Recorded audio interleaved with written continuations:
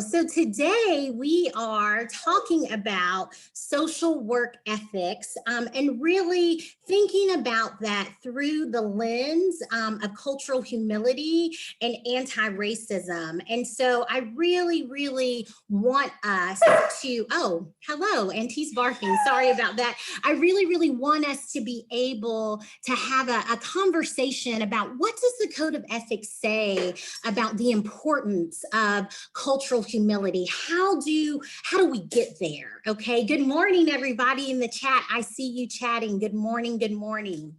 So who am I? Why am I speaking to you about this? I always think that it's really critical whenever you are in a session and somebody is presenting, or it's a workshop presenter, that you know where their bias is. What is it that really makes them passionate, so that you can see the lens by which I view everything that I'm sharing with you. So I got my undergraduate degree at University of North Carolina at Chapel Hill. If there are any Tar Heels on the call, I got my MSW at the University of Maryland, and I'm currently pursuing my doctorate in social work from the University of Alabama. And my focus there, my research focus there, is really assessing the effects of race-based trauma on the mental health of Black social workers. So I am in that zone right now, just reading and researching and writing about that specific topic. I have 8 years of practice experience before I transitioned to the University of Tennessee. My practice experience lies mostly with under-resourced minority children. So both as a school social worker and in a community nonprofit. I'm currently on faculty at the University of Tennessee College of Social Work. So I don't know if any of you are field instructors, but I'm one of the online field coordinators, and I cover about 2/3 of the state. And so that is what I do day in, day out. And I've been with UT for about 3.5 years. I chair our statewide field consortium, so I connect a lot with other universities and other field directors at different universities. And then, you know, I co-own a couple of training and consulting businesses. This is what's important, though. I am passionate about my family. My most important job is to be a wife and a mom and a daughter. And so that is what I'm passionate about. I'm also passionate about anti-racism, social emotional learning, and equity in education. And so those are really that's really the perspective that I take and the lens that I use to view all of this. So that is a little bit about me. And I know that someone had written that in the chat. So Rebecca asked me to share just a little bit about the Coalition of Black Social Workers. So that is an organization that I was able to found through a grant through the University of Tennessee. And it started just as a campus student organization a few years ago, because we really saw gaps in services for our Black social work students. And it was really important that we be able to connect them to mentors, Black social work professionals in the community, for the purposes of training and empowering and connecting them so they did not feel alone.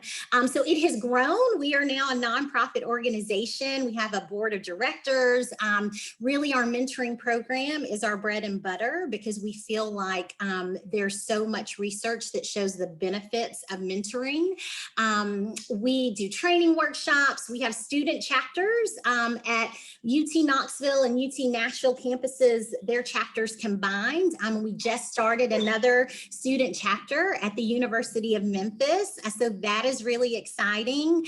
And we really just like to focus on how do we empower this next generation of social workers of color to really understand their role and equip them with tools on how to act ethically and professionally and competently in this field. So we do a couple other things, a scholarship program, and we have a charitable gift structure for students who are in need, but really we just exist to encourage, connect, and inspire. So if anybody is interested to know more about the CBSW, you can go to our website. It explains a lot. You can also just directly email me. So I would love to know who is in the room. If we were face-to-face, we would do a show of hands. If we were face-to-face, we might, group you by people or do some fun icebreaker, but we're virtual. So we're going to do a poll. So I'm going to launch this poll, and I would love for you just to respond with what type of social worker are you? What field are you currently in? What field have you had the most years of experience in? If you've worked in multiple different types of social work, where you spent the longest amount of time. And then of course, if it is not, if your field is not up there, your focus, you can just click other. So we'll keep this up for about 20 more seconds. It looks like half of the people have responded.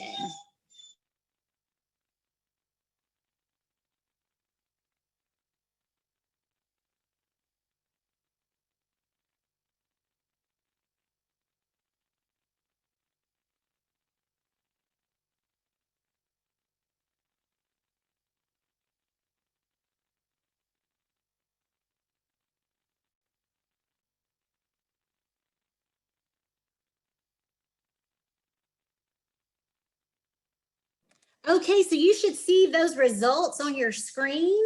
It looks like about 25% of people have been in the medical field. So we've got some medical social workers, some school social workers, a few nonprofit social workers, a handful of folks from DCS, community mental health clinics, and a lot other. So thank you so much for sharing that with me, so that I have a better idea of who I'm talking to and what experience that you all have.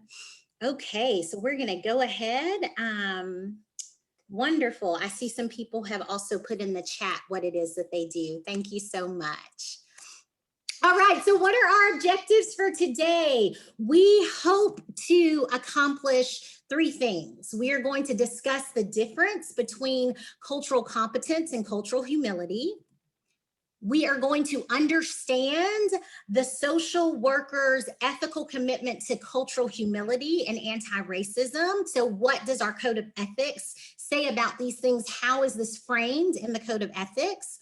And then we're also going to create and implement ways to create systemic change towards the inherent dignity and worth of all people. So we're going to look at what is the foundation of our code of ethics as social workers, and how do we move to the place where we want to be, where we're fulfilling that in our practice every single day in our agencies and with our clients, okay? So it's really important to me that we understand the very sensitive nature of our conversation today. We are all coming from different backgrounds, different personal experiences, different professional experiences. And so it's really important that we take space to receive what people say, to listen well. We're going to have some breakout times where you will be able to talk and share.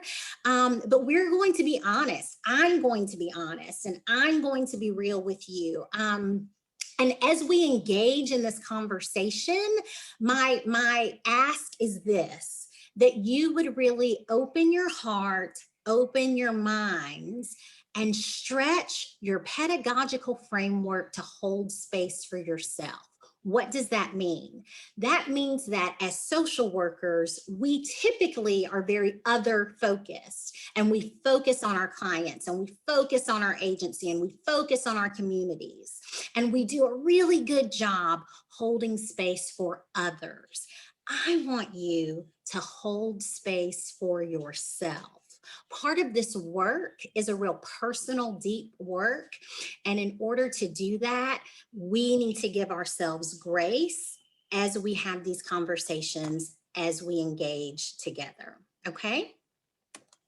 So as we discuss, because you will have some time in breakout sessions, maybe with people that you don't know, okay? So as we discuss, I just ask that you use I statements, that you speak from your personal experience, and that you listen. This is an opportunity for us as social workers to grow and to listen, to be encouraged, and to be reminded why we do what we do, okay? Okay, the last request is to assume positive intent and take responsibility for impact. And so intent cannot be measured, but impact can. And so as you're in your breakout sessions, as you're reporting back and we're sharing in a large group space, please remember that it is important to take responsibility for the impact of what we say, okay? All right, quote for the session. This is kind of framing our time together. Everyone thinks of changing the world, but no one thinks of changing himself. I have the great privilege of talking to social workers and a lot of BSW students across the state as I pop into different classes and lecture a little bit here and there. And when I ask them, why do you want to be a social worker, right? Most of them are, juniors or seniors in college. So they're 20, 21, very young, very idealistic. Why do you want to be a social worker? And more often than not, they answer, because I want to make a difference, because I want to change the world. So social workers, we present ourselves as helpers, as servants, and we want to make a difference. We want to change the world. This quote says that is important, but we also need to make sure that we are applying the same principles in our personal lives and that we are also changing ourselves. So from our code of ethics, right out of the gate in the preamble, right? It says the primary mission of the social work profession is to enhance human well-being and help meet the basic needs of all people, with particular attention to the needs and empowerment of people who are vulnerable, oppressed, and living in poverty. This is how our code of ethics starts. It starts with a statement that says, this is who we are, this is what we are focusing on. And if you can see very clearly, we are focusing with particular attention to the needs and empowerment of people who are vulnerable, oppressed, and living in poverty. Okay, that's who we are. That's who we say we are as a profession. And our purpose, the purpose says basically what is the code of ethics? Why do we need a code of ethics as a profession, right? It's our guide. And it keeps us all on the same page. What I love about the purpose is if you look at the kind of middle where it says the code, it says the code is relevant to all social workers and all social work students, regardless of their professional functions, the settings they work in, or the populations that they serve. So when we did that poll and we realized we have a whole lot of we got a whole lot of medical social workers, we have school social workers, DCS workers, community mental health social workers, nonprofit social workers. It says, look, the code of ethics works for you too. The code of ethics is for your agency too. It's not just for people who work in hospitals. It's not just for, I see we have a lot of VA people, not just for people who are at the VA, right? This is for all of us. This guides all of us across the nation.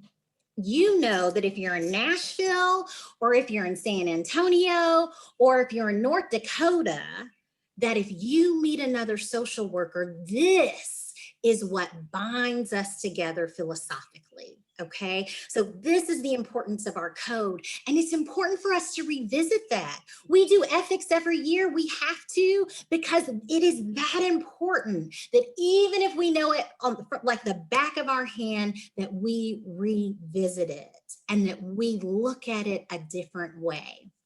When I was a field instructor, I used to I used to always give my field students a copy of the Code of Ethics because I wanted them to have it just in case. I wanted them to get into the habit of saying, you know what, this is my guiding principle, and this is what I'm supposed to be referring to, looking to guidance for, and holding myself accountable to. So it's really, really important that as professionals, we continue to do that.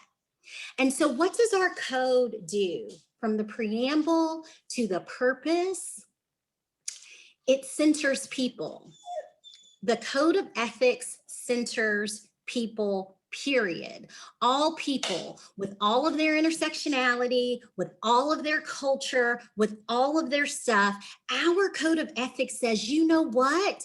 We care about people, all people. So for the purposes of our discussion today, we're going to look at our ethical values and principles, and we're going to look at our ethical standards and how it relates specifically to this idea of cultural humility. And one of the things that's really important to understand is that we are going to use a framework where we're only really pulling out 4 of our ethical values and principles, okay?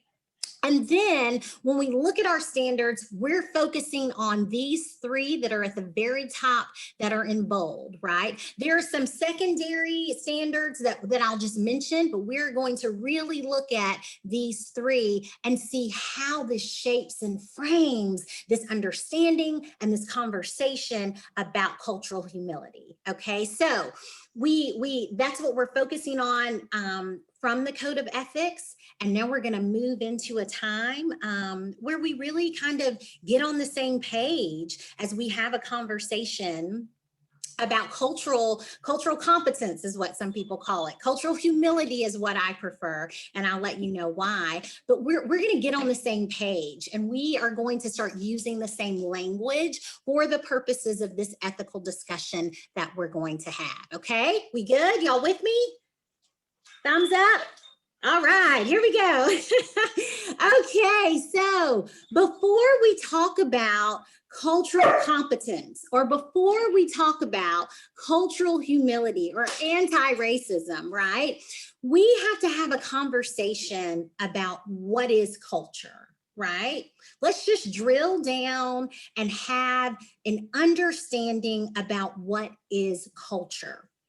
So culture, by definition, is going to be the shared belief systems, values, and behaviors, right? It's what do we share in this culture? What values do we say, yes, this is acceptable? What behaviors do we point out, okay? You know, from the Center of Advanced Research and Language Acquisition, they would say, you know, culture is this cognitive construct and understanding that's learned. It's learned by socialization. It can be seen as growth of group identity fostered by social patterns unique to the group. So culture is something that's very dynamic, and it is something that you can learn, and that is really important, okay? It's from the Latin word colere, which means to cultivate. And when we cultivate something, we know that we nurture it, we pay attention to it, we tend to it, sometimes we prune it, we work it. That is what we do when we cultivate, right? Culture comes from the etymology of that word. So De Rossi, who's an anthropologist, says essentially this word actually means to foster growth. So as we think about what it means to be culturally competent, we have to say the root of this word is a movement. The root of this word is a growth, an expansion, a cultivation. Okay, so that is what we think about when we think about the word culture.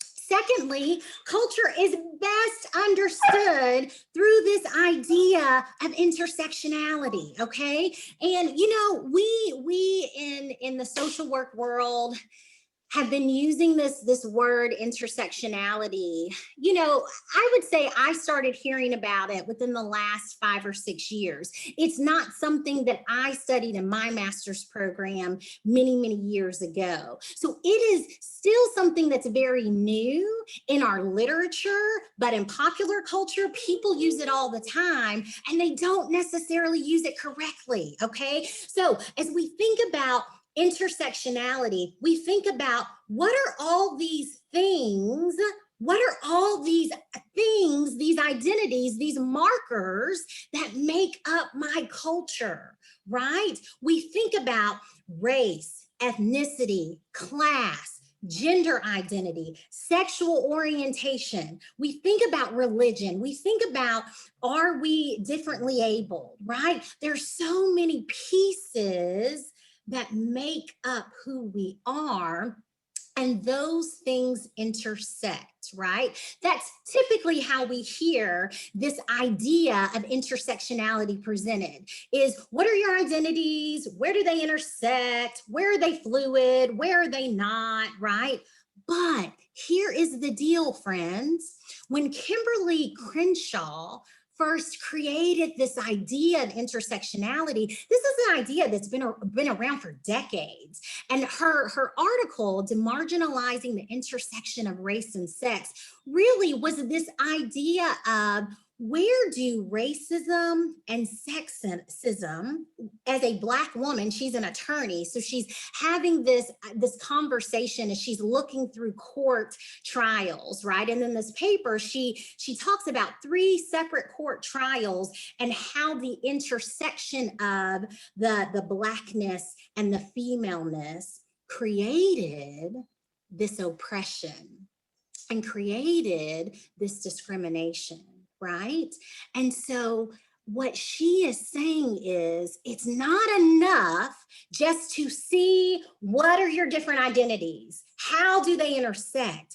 We have to view that through the lens of, do my intersections create spaces of power or create spaces of oppression? Historically and currently, have my intersections been one of oppression? And if so, that is important. And people need to pay attention to that, right? Because I'm not just an attorney, I'm a female attorney. I'm not just a female attorney, I'm a Black female attorney. All of that makes a difference.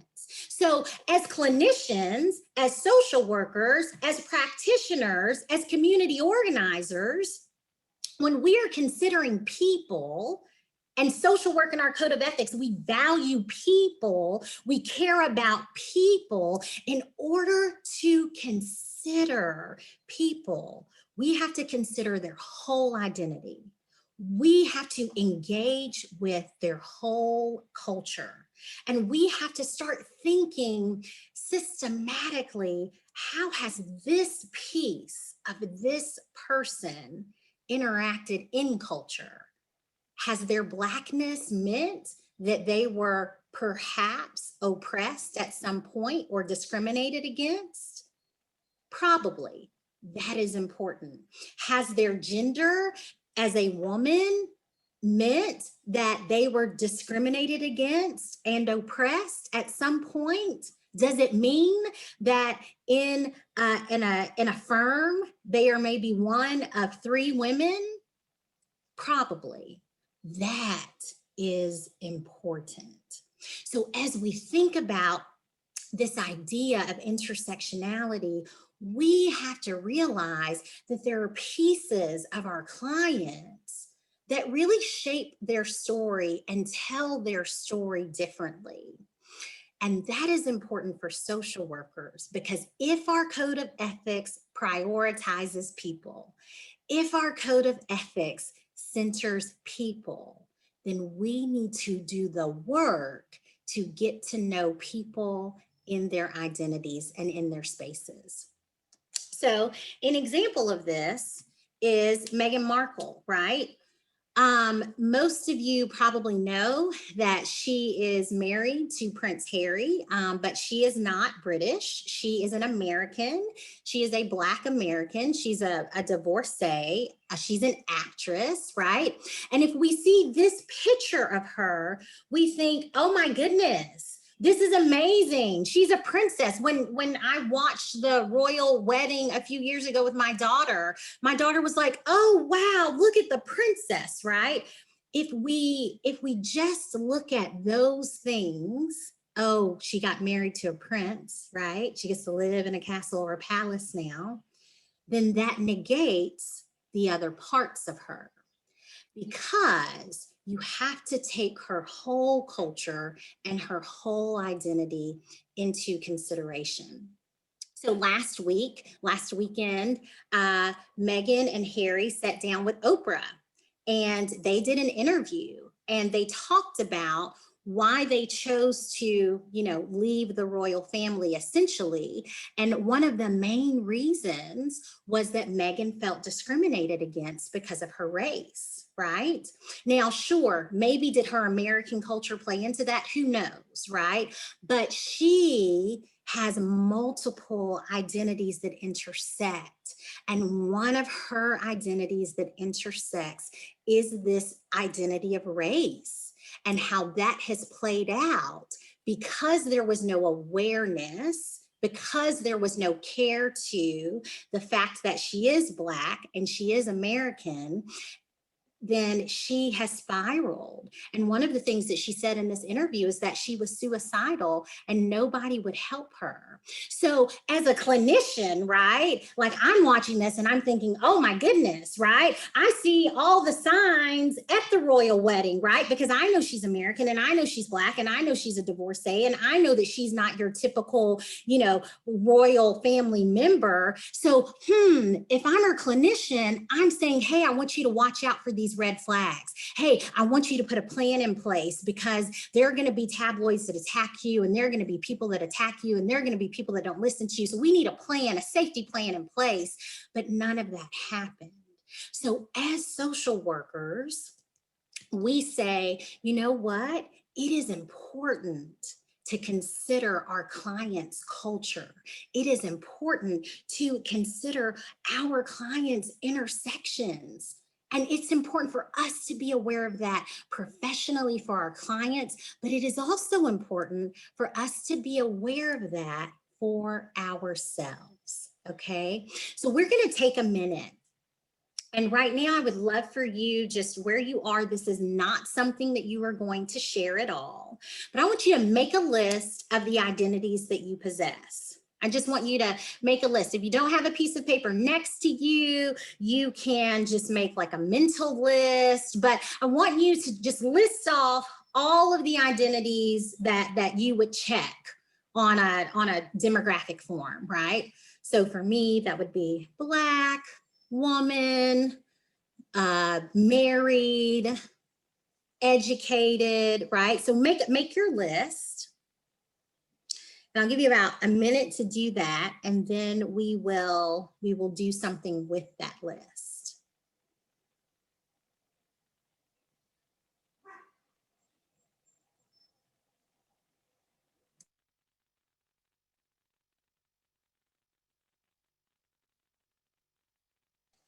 Okay, next to each identity on your list, even if it's your mental list, I want you to put a check mark next to those things that give you power or privilege, right? What are those pieces of yourself that give you some sort of status or power or privilege, right?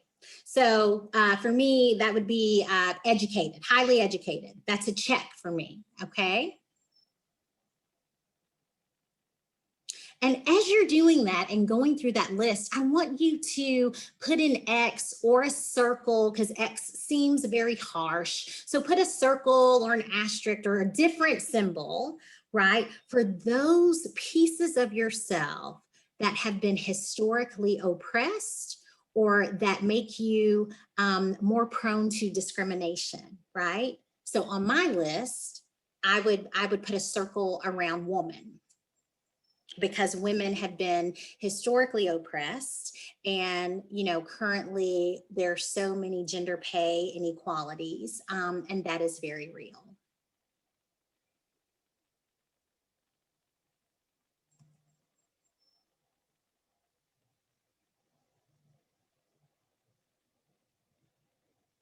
Now I want you to think about how you would feel if someone only chose 2 things on that list to determine who you were, to figure out a plan for you, to figure out where you fit.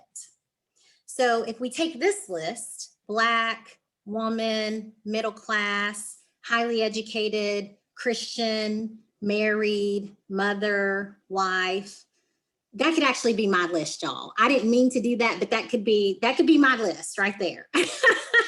If someone only saw on that list that I was married and highly educated, then they would miss a whole piece of my culture as a Black woman, a whole piece of my culture, a whole piece of my culture that has been oppressed, that has shaped me, particularly in the country of America. They would miss it, completely miss it. This list, Asian, specifically Japanese, woman, college student at an Ivy League, upper middle class, grandparents live in the States but do not speak English. If you only know that that individual is at Harvard and is a woman, right, then you only get a piece of that story.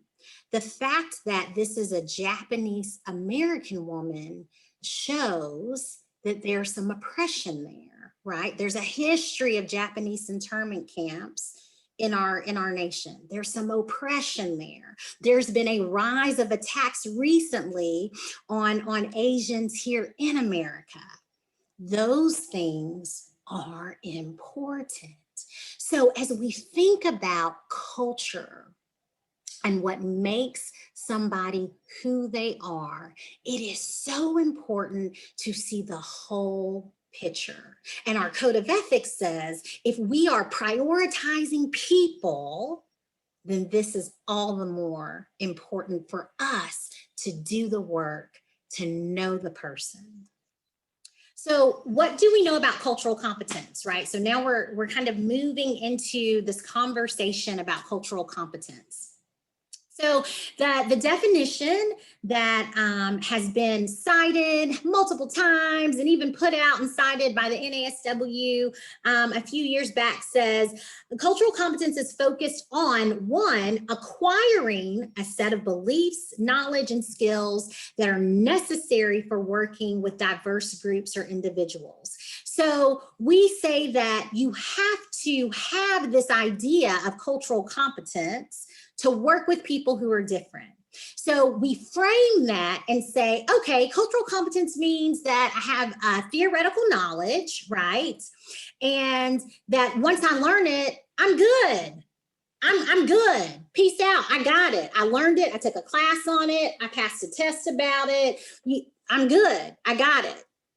And multiple professions reference some form of cultural competence. Education does trainings around cultural competence. Medicine, training around cultural competence. Government, every profession, multiple professions have some form of cultural competence that they refer to. But as social workers, I want us to think about what is wrong with using that term, cultural competence. And there's been lots of literature about this, lots of recent literature about this. And I was recently in a conversation, I'm on this board with medical professionals. There's like a handful of social workers. And we got into a real serious discussion about what is wrong with using this terminology, cultural competency. And so let's talk about that, right? Because as social workers, we use that phrase too. Some programs are still teaching this phrase, okay? So this is what we know. Culture is not static, right? At the very beginning, when we were talking about the etymology of the word culture, we know that in and of itself, it means to cultivate, to grow, to change, to foster growth, right? So the idea of cultural competency of I learned this, I have this theoretical knowledge, I passed a test, I understand that culture, the idea of that is wrong from the beginning, because that idea assumes that culture is static, that it's just like this, that it never changes, that it's just like this. But that is not true, because we know that culture is dynamic, it's ever changing, it's influenced by the external environment. And here's an example of that. So a piece of culture, right? Shared beliefs, shared values. A piece of culture is language. And we know that language is highly dynamic. Anybody who lives with teenagers knows that language is ever changing. As soon as you know that fleek means amazing, awesome, they changed it to something else, right? That's one of the reasons why the Urban Dictionary is so popular, because anybody that works with adolescent clients, those of you who are school social workers, y'all know that language changes. It is dynamic and it is deeply rooted in culture. My children play this video game with my husband.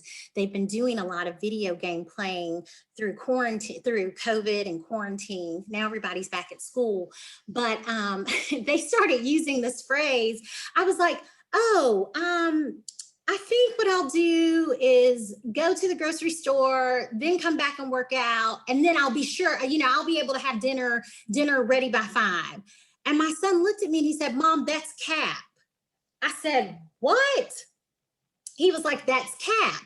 And I just looked at him like, I don't know what that means. And then later in our conversation, my husband used it and he said, that's cap. And I said, what is cap? I don't even understand what you're talking about. I think cap is like a hat that you wear, at the baseball field, right? A cap.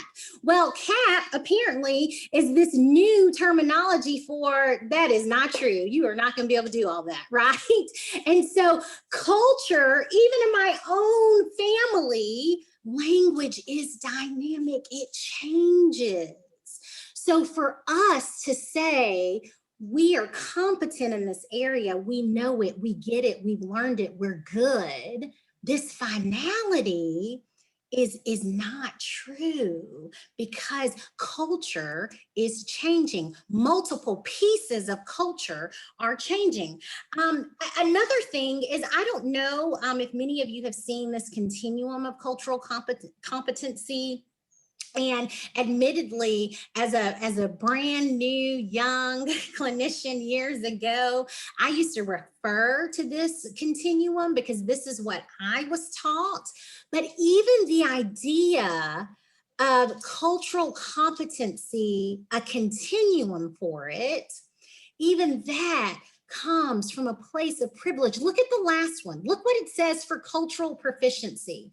It says implement changes, and I didn't put the reference to this. I apologize for that.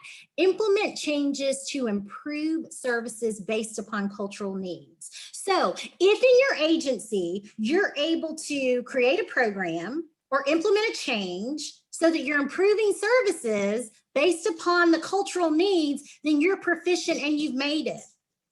Right? We have a history in America of policies that have been created to implement changes to improve services, but the people who made them were still racist or still sexist. It did not make them proficient in culture. It gave them the ability to recognize that a change needed to happen. But just because you're implementing programs, just because you're creating changes, this performative aspect of culture doesn't mean that you're proficient in that culture. So what we've done as educators, as highly educated people, and as physicians and social workers and you know, lawyers, what we've done is we've said, hey, on this continuum, I'm pretty good. Cultural competence on this list, I recognize individual and cultural differences. You know, I hired a Black person the other day. I hired a woman a couple weeks ago. I'm good. That is not enough. This view is archaic, incomplete, and frankly, it's disrespectful. It's a disrespectful way to really view culture, okay? So as we move from what is the problem with cultural competency, another thing is that we realize is that culture is not final, right? As social workers in our code of ethics, it talks about how we're always continuing to learn. We're always pushing ourselves to grow. You're here right now because maybe you're really passionate about this topic, but you also need your ethics CEUs, right? Everybody needs ethics every year. Our profession has built in standards so that we grow, so that we never stop learning. So as clinicians, as practitioners, we have to say, you know what? Competent might not be the right word to use because I'm constantly learning and I'm constantly growing. And this idea of cultural competence means that it's final, that I learned it and I'm done. But that's not true as we think about culture with our clients. So another reason is culture is not a technical skill, right? In this one medical journal, this is a partial quote from the journal where he was saying, look, the problem is that this is what we teach. We teach that culture can be reduced to a technical skill for which clinicians can be trained to develop expertise, right? This is from a medical professional. He was like, this isn't, and this was in 1995. He knew that wasn't true, right? You cannot reduce culture to some sort of technical skill that you master, or a technical skill that you become an expert in and that you develop expertise and you're done. Because the skill is more like this. 4 times 4 is 16. That's a skill, right? I know that it's technical. It's the same every time, right? You can get there different ways. You can do like 2 times 8. You can do 1 times 16. But at the end of the day, culture is dynamic. It is constantly something that we are learning, pursuing, and growing. And so also, I think it's important as social workers to call out that the idea of cultural competency is one that is prideful and from a place of privilege. Cultural competency are people up here looking down below, experts who are saying, you know what, I took a class, I went to this 3-hour training, I'm good. I know everything there is there is to know about culture. We have intellectualized this and said that that is good enough. We've said, we know this to be fact, and that's good enough. So this is what we're going to do. As you think about cultural competence, this idea of that and the problems around that, as you think about what we've talked about in this first little mini session, culture and intersectionality, and why knowing someone's complete identity is so important. It tells you so much about your story. I'm gonna break you into groups after we watch this movie clip, okay? Let me set the stage for you, friends, okay? So the movie clip is from the TV show This Is Us. Okay, any This Is Us fans out here? Anybody watch This Is Us? So I love This Is Us. My husband and I watch it all the time. And This Is Us is a family story. It's a story about a family, Jack and Rebecca, the parents. And at the very beginning, the very first episode, we see Rebecca's pregnant, and she's pregnant with triplets. And when she goes to the hospital to deliver these triplets, two make it and one does not. So she's devastated. Jack is devastated. And at the same time, they see that another baby, and Jack and Rebecca are white, that another baby has been dropped off at the hospital that was left at a fire station. And that baby happens to be a boy, a Black boy. And Jack and Rebecca adopt the little boy. And so now they have this family of still triplets, right? Kids that are the same age, two white biological and one Black adopted. So here's the setup. In the video, just in case you cannot hear it, because sometimes videos via Zoom do that, Jack says, I don't look at you and see color. I look at you and I see my son. And Randall, who's the little boy who's older now, he's probably about 12, he responds, then you don't see me, Dad. So in your groups, I want you, and as you're watching this the first time, I want you to think about, why does Randall say that his dad doesn't see him? And what does Jack need to do in order to see Randall? So think about that as this plays, and then I will break you into groups. And hopefully this will play just fine. You okay, bud? Yeah. You sure? I mean, you barely said a word in the last couple holes. I don't think I want to play anymore. Randall, come on. We got 4 more holes to go, and you know we don't quit where we started. We quit the dojo. Do you remember that dojo that we went to a few years back with all the other Black families? Yeah? We went a few times, but then we stopped. Well, you said you didn't want to learn karate anymore. Yeah, but you won't let me quit soccer or baseball. You don't want me to quit golf. I don't quite follow you here, Randall. Forget it. Can we please just go home? Hold on a second. Where is this coming from? Is this Mr. Lawrence again? No, you just don't get it. What don't I get? What you said before about feeling weird at some country club golf course. Okay. You felt uncomfortable at a golf course, and I probably wouldn't have even been allowed on it.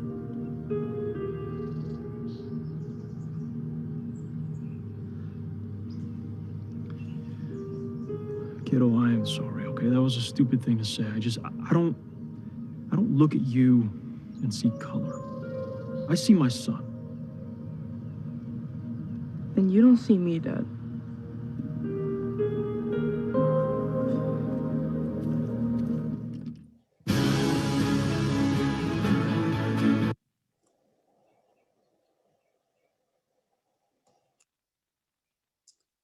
So what I would love for us to do is I'm going to break you into groups, and I want you to have a conversation in your group. Introduce yourselves, quickly. We'll take about 5 minutes for this. And I want you to answer these 2 questions. Why does Randall say that his dad doesn't see him? And what does Jack need to do to see Randall? Okay, so I will break us into groups, and then we will have an opportunity to come back together. And if someone wants to volunteer to share, we can do that. So you should be receiving an invitation to join a group right now. And once everybody has joined, I will send the questions in the message.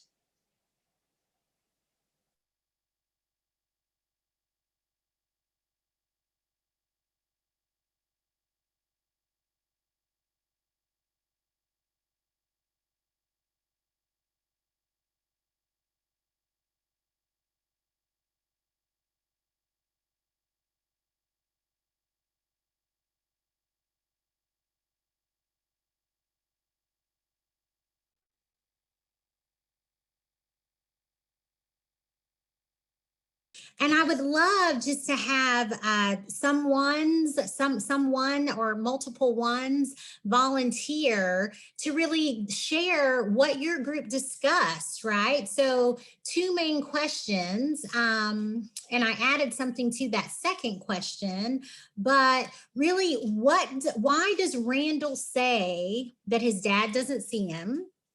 And then the second and third questions, what does Jack need to do to see Randall? And the piece of it that I added was, and why is this important?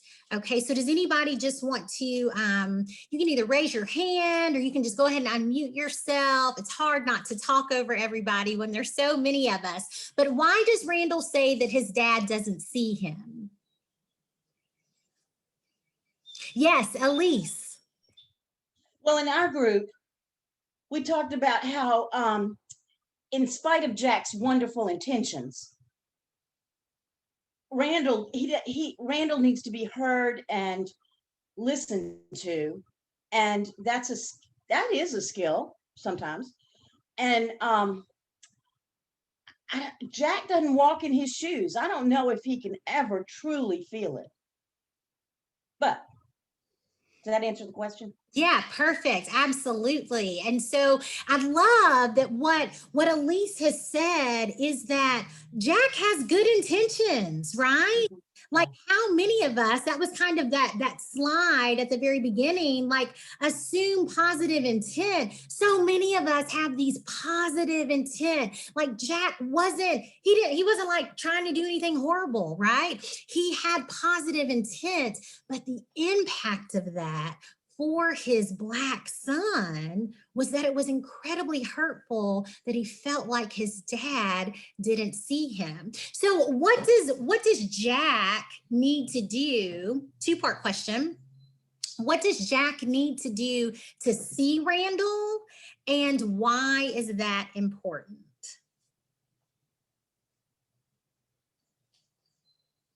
You want me to go again? Sure, if nobody else wants for it. How does he? I would think that Jack needs to do his inner work of how he can see this child for who he really is. Because he said, I don't see color. Well, okay. There's so much more that he needs to be able to see. Mm-hmm. So how to do it? I don't know. I mean, put him in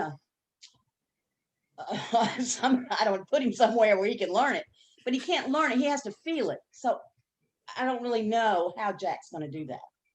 Okay. Maybe this 12-year-old we talked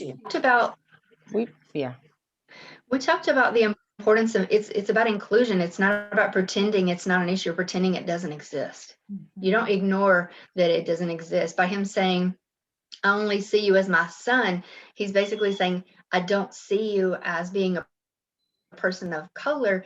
And that's not the answer. The answer is to have compassion for the fact that he is going to have different needs. He is going to have different issues at school or in sports or other things like that. And we talked in our group about the importance of, if someone, and whether it's white or otherwise, that you say adopt a child. I had a family once, and the child was from India, and it was like, how do we keep her connected to her culture, to teach her about her culture, about foods and hairstyles and clothing and rituals and routine, all these sorts of things.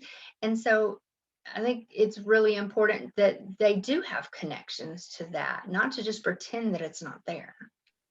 And we mentioned also in our group that it would be helpful for the dad to talk to his son about what he feels like he needs from him, what he needs to know, the experience that he's having, the feelings he's having around those issues, so that the dad can learn from him, being that he's the person of color.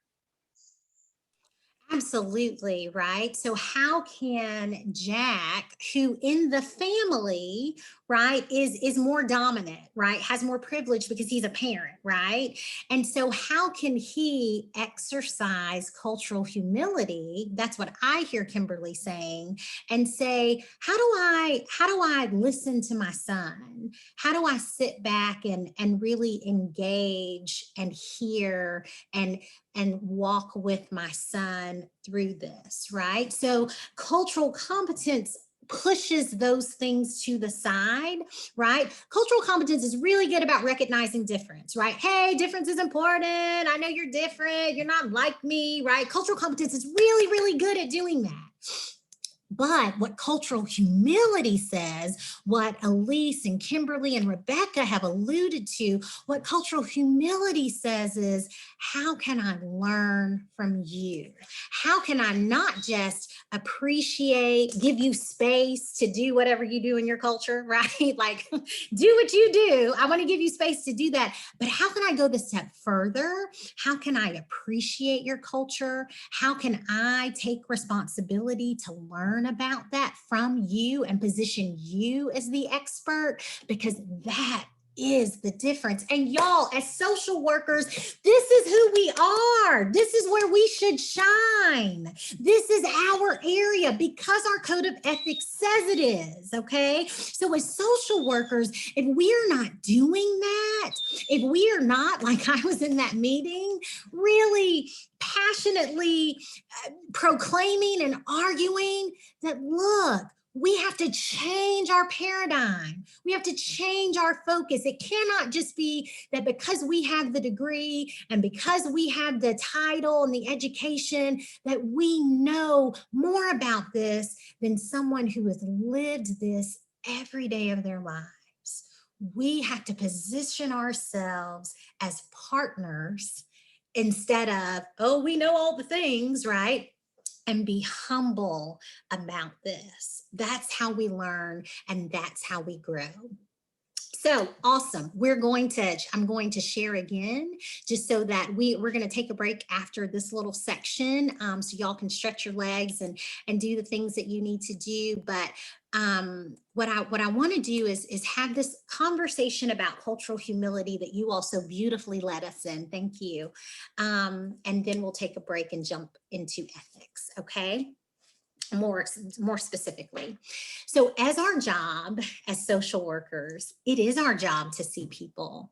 I mean, the dignity and worth of every person is critical to who we are as social workers. We're going to explore that in a little bit, but I just want to point that out. So how do we position ourselves to really see people? How do we position ourselves to really see our clients? And Kimberly already answered that for us beautifully. She said, we give them voice. We listen to them. We give them space to share their experience, right? Like, we don't assume that we know it all. And even if it's somebody from the same race or the same gender, guess what? Because of all of our intersections, our experiences are more than likely different. So we listen, we position ourselves as listeners. So what does cultural humility specifically in the literature, what does it say, right? Cultural humility says, what is your role in this person's journey, right? How are you viewing it? Are you doing the work to learn?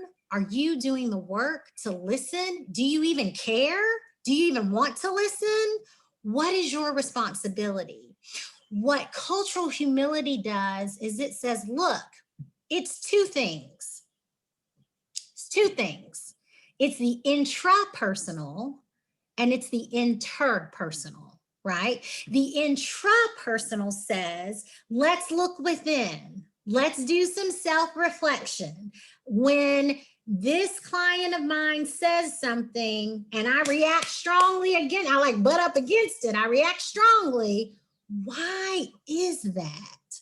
What are my blind spots? What are my biases that I bring to the table, right? How many of us, think about in your social work program, how many of us really took a class just about self-awareness? How many of us took a class on implicit bias? I don't mean a 3-hour training on it. I mean, how many of us really did a deep dive into bias, our personal stuff, right?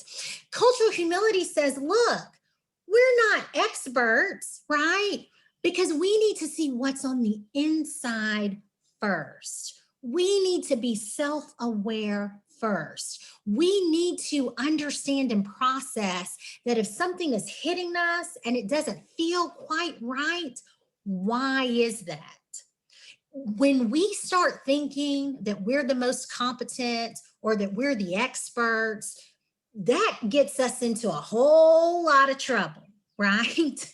Especially if you're someone from a position of power and privilege. When you start thinking, I got this, I can check it off my list, I did that training, I'm good. That's where we get into trouble. So the intrapersonal says, what is my responsibility? How can I be self-aware? How can I do the things that I need to do in order to move this conversation forward, right? So Jack would have been having to, like, I think what Elise said, he needs to do his own work, right? Like he needs to work on it. He needs to do his own stuff, right? That's the intrapersonal. The interpersonal says, hey, we need to be placing ourselves in situations that stretch us to engage with individuals who are culturally different from us. That's what Hook says, right? That's what the literature says. Multiple authors have said, hey, we need to be engaging with people who don't look like us. Some people call this intergroup contact, right? So this is not just this scenario of, I was really interested about Asian American culture. And so on Chinese New Year, I went to a festival. That's great. That's awesome. That's not enough. That's not what this means, right?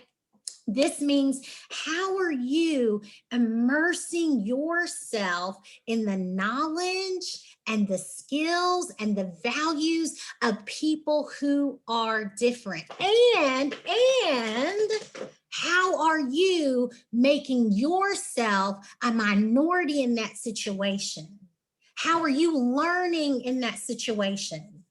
I have a good friend who runs a nonprofit out of California called the Asian American Justice Innovation Lab.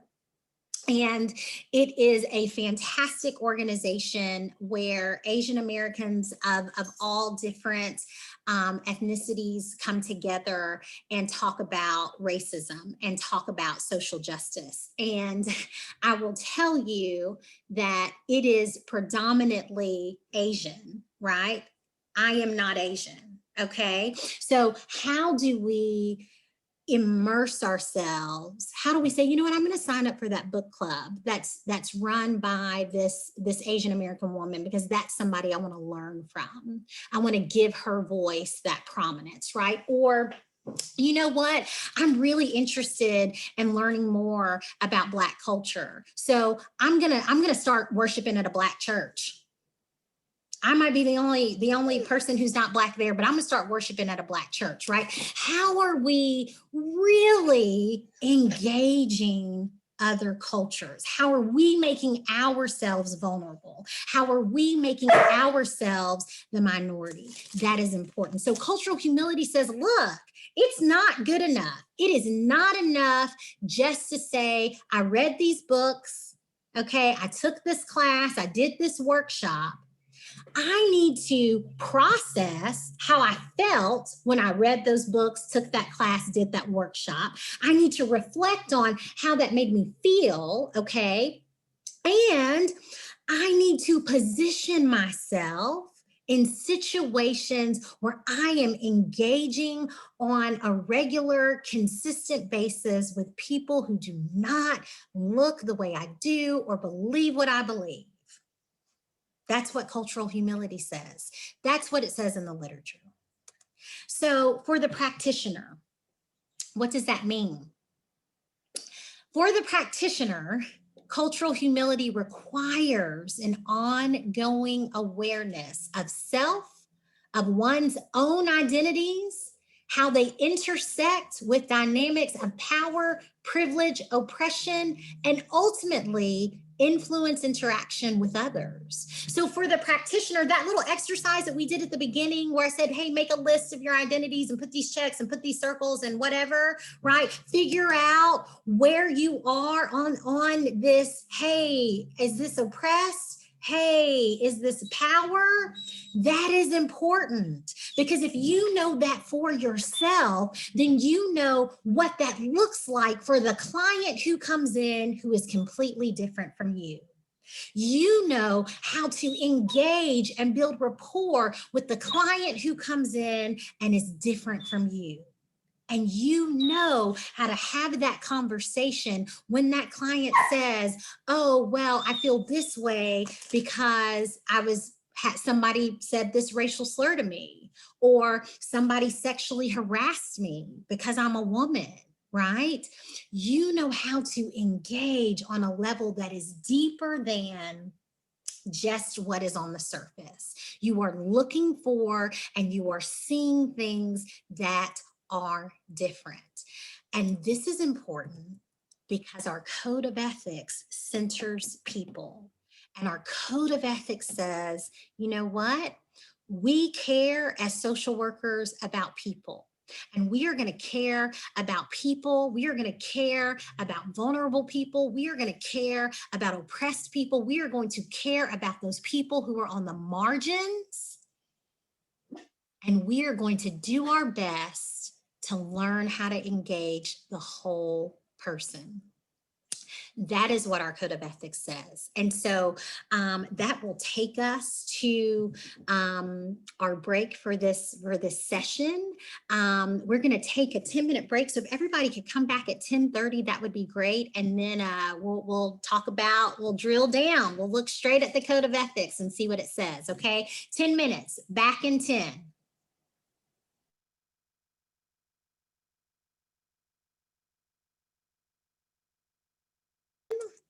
Okay, so now we are talking about ethical values and principles. Okay, so we talked about this at the very beginning. Oh, it looks like, Rebecca, you want to do a drawing. I'm so sorry. Let me go ahead and stop sharing and stop recording so that you can do. So I'm going to start recording again, and we will jump right into ethical values and principles.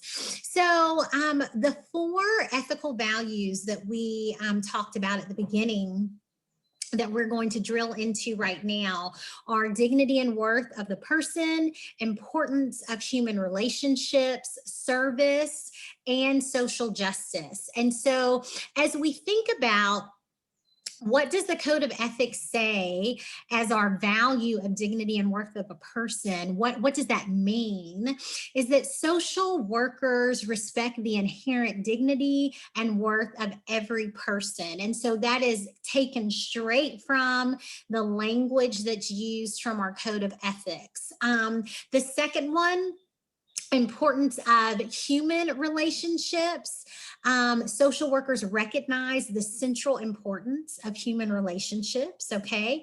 The third one, service. Social workers' primary goal is to help people in need and to address social problems. And then the last one that we will talk about is social justice.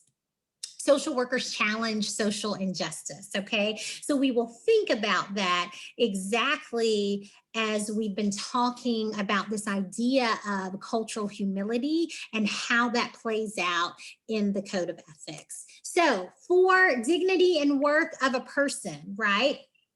We respect the inherent dignity and worth of the person. So the Latin root of the word dignity is dignitas, and that means worthy, right? So what we say as social workers, how our code of ethics positions us is it says the whole person is dignified.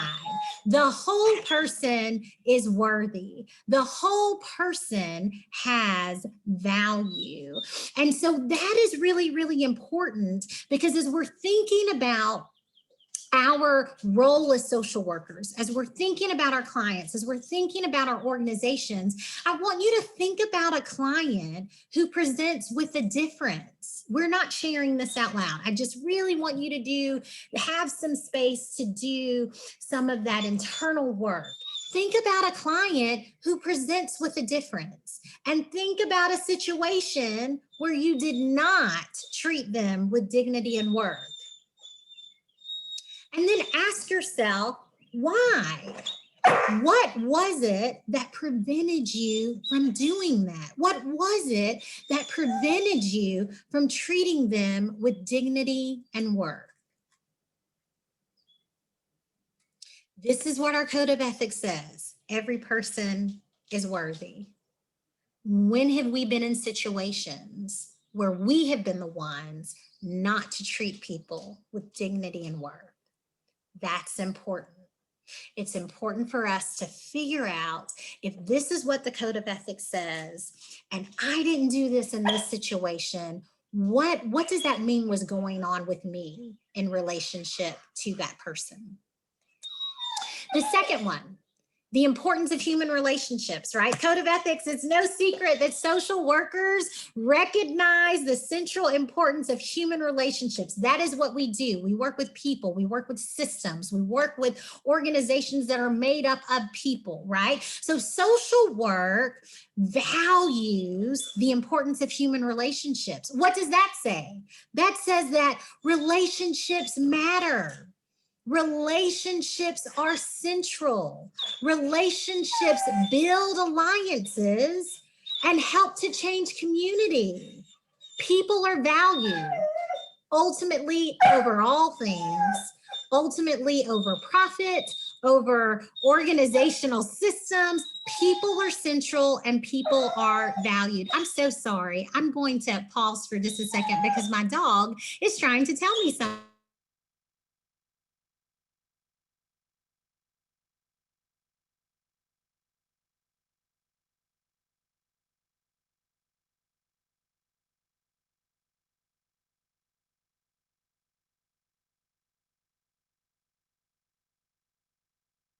Thank you for your patience. I thought it might be better if I sit up again, then he would calm down just a little. Okay, so you cannot build a relationship with someone without appreciating their culture, right? Y'all, let's think about this. Our code of ethics says that relationships are important. You cannot build an authentic relationship with someone if you don't appreciate your culture. Now, this is what you can do, right? Because let's differentiate. You can be their coworker. Okay, you can do that. You can be a great coworker, right? You can live in the same neighborhood. You can have your kids play on the same soccer team, right? But to build a relationship with someone, you have to appreciate their culture. That is important. So I want you to think about a time that you think about your relationships with clients who have different cultural values. Are you working to build that relationship? Are you working to build that trust? Are you listening to them? Are you giving them the microphone, so to speak, to amplify their voices? And then think about it from your agency's perspective. What is your agency doing to build relationships with the clients and the community? Particularly if your agency is made up of people of one particular cultural group or cultural background or racial group or one gender, right? And you're positioned in a community that's different. How are you building authentic relationships with the clients in that community? How are you giving them dignity? How are you saying to them, we see you, we appreciate you, right? Straight from our code.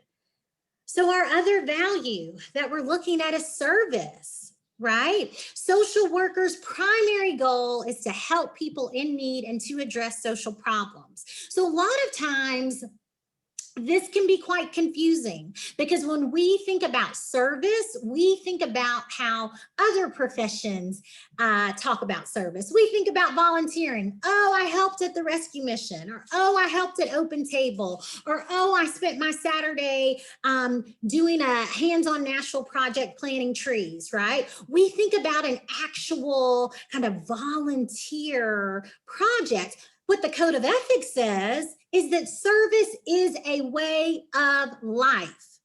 Service is a way of our profession. These are the exact words from the Code of Ethics.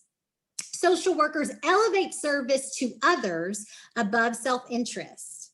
Social workers help people in need to address social problems, right? So the interesting thing is that this is what we do as a profession, right?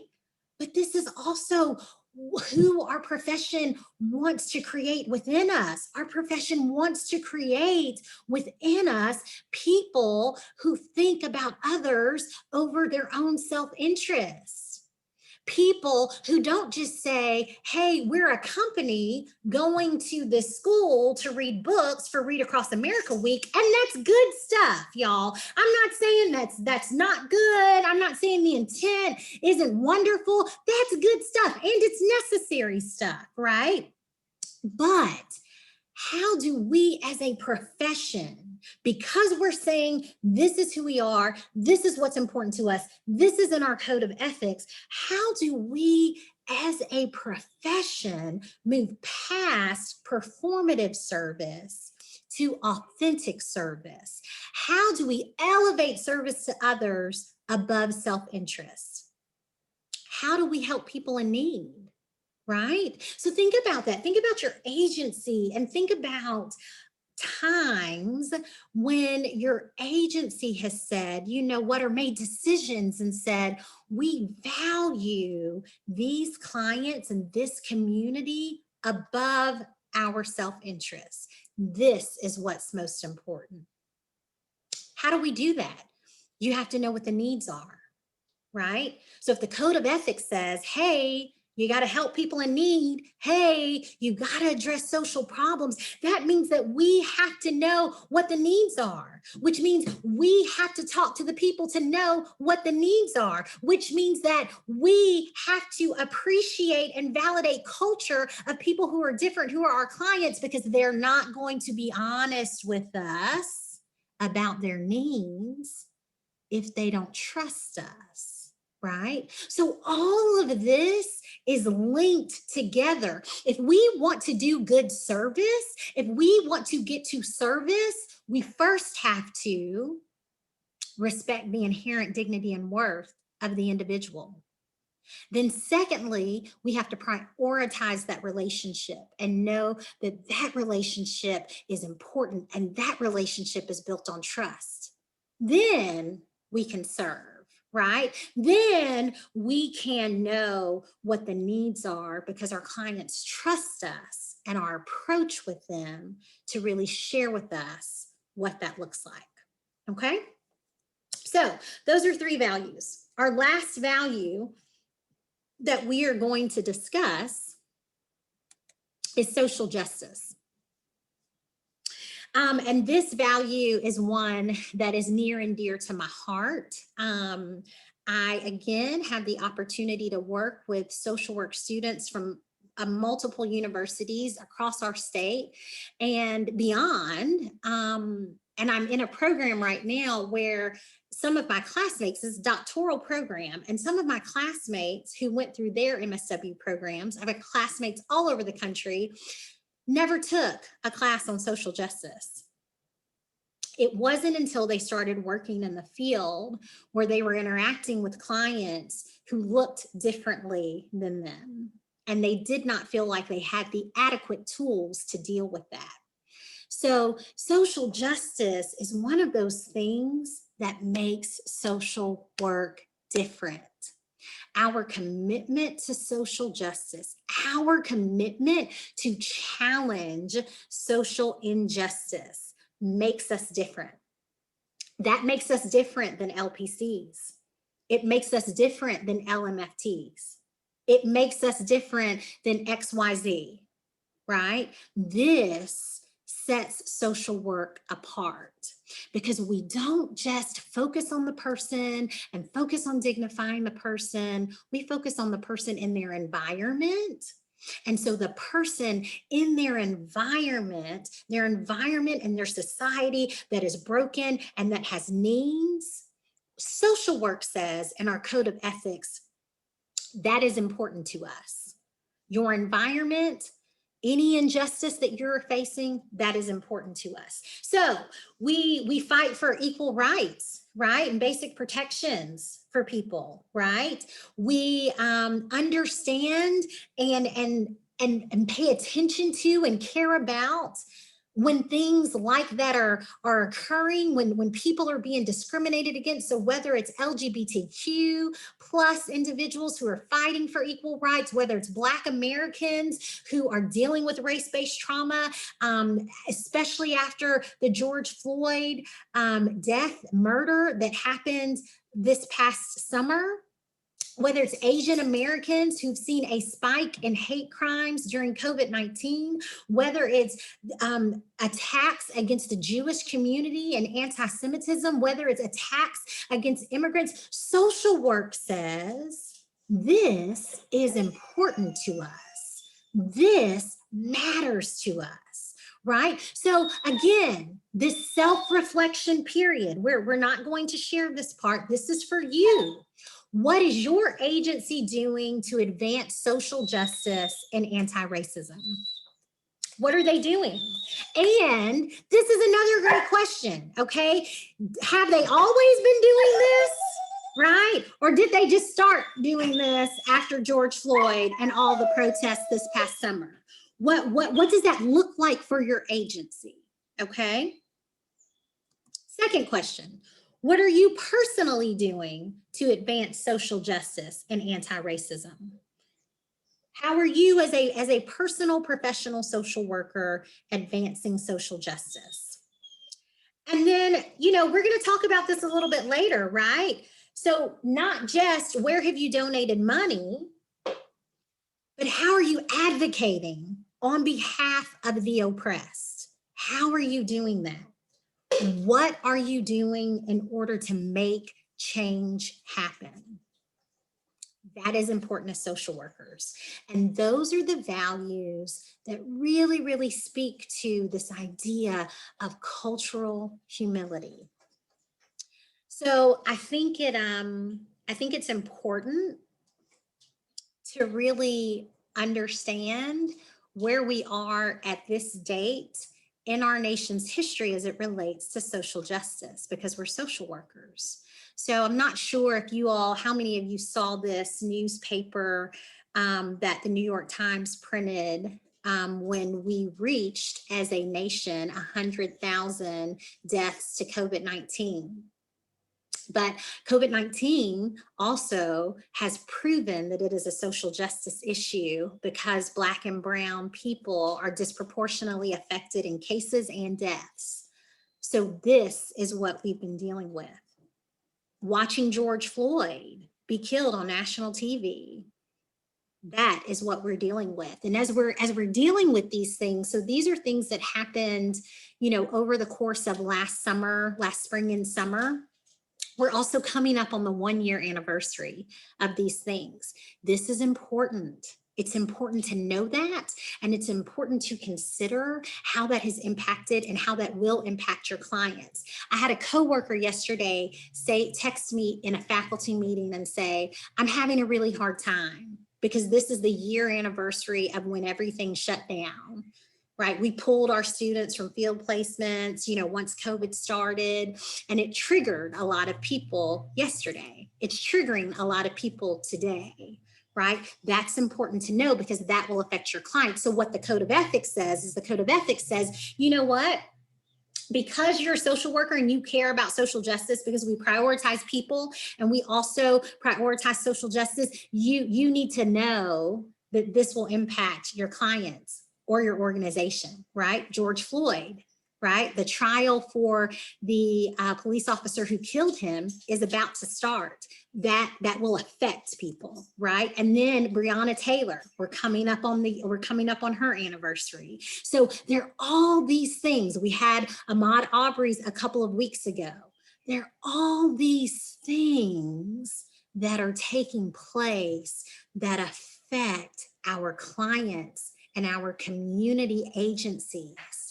And those things are important. And what the Code of Ethics says, again, the Code of Ethics says, look, as social workers, this is what we do. We care for people and we care about the social justice issues that affect their quality of life. That's who we are. So we have one more breakout session. I'm keeping an eye on the time.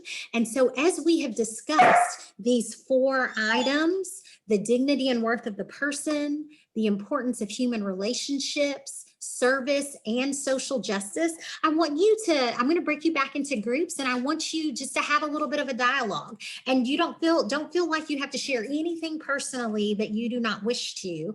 But here are the 3 questions.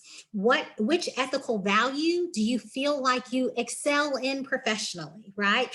Do you really see yourself saying, you know what? I'm really good at social justice. Like I keep up with it. I know all the things. I know the legislation that's coming down. I know where the protests are. I know how this is affecting my clients. So I'm asking them about race-based trauma, and I'm asking them about, all of this trauma around grief and death because they've lost someone to COVID. I'm good at this, right?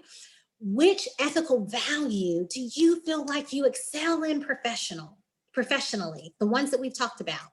Which ethical value do you feel like you need to provide more attention to, right? Do you feel like you need to do a better job in service, right? Or really looking at a person and dignifying them every single time? Which one do you feel like you need to provide more attention to, right? And then what are some ways you can practically do this at your agency? What are some ways that today you could meet with your leadership team and say, you know what?